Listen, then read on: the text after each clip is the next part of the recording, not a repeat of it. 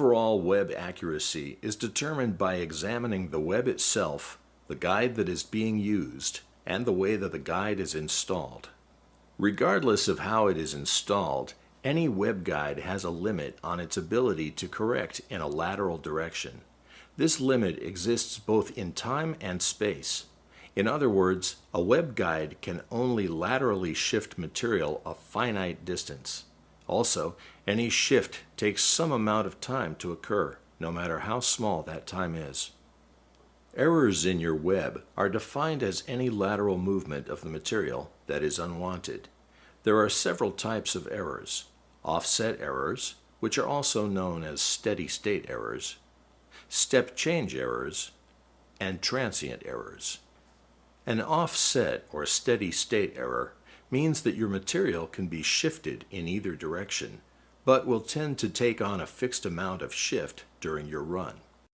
A step change error occurs when there is an immediate shift in the edge of the material, as when a splice occurs where the edge is not aligned.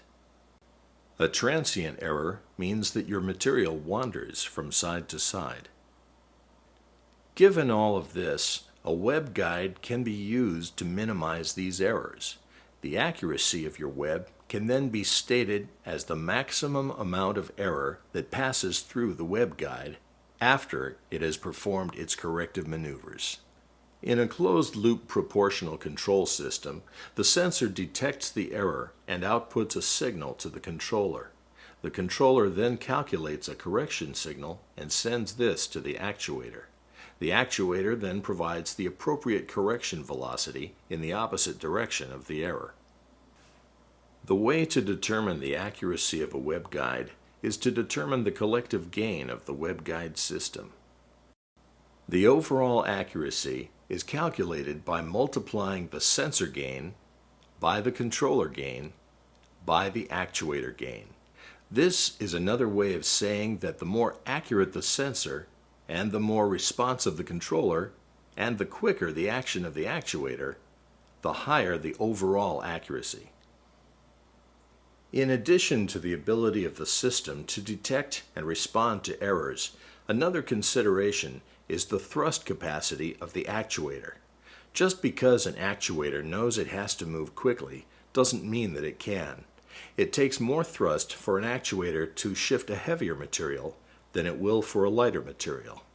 Your system needs to be sized and calibrated for the material being processed. There are other factors that are involved in the design of a web guide system for accuracy. These include the bandwidth of the system and the ability to respond to high-frequency errors. Overall, a final number can be calculated, such as plus or minus 0.003 inches.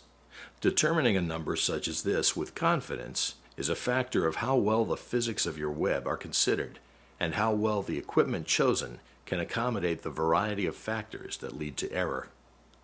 Contact Fife for more complete information about understanding web guide accuracy.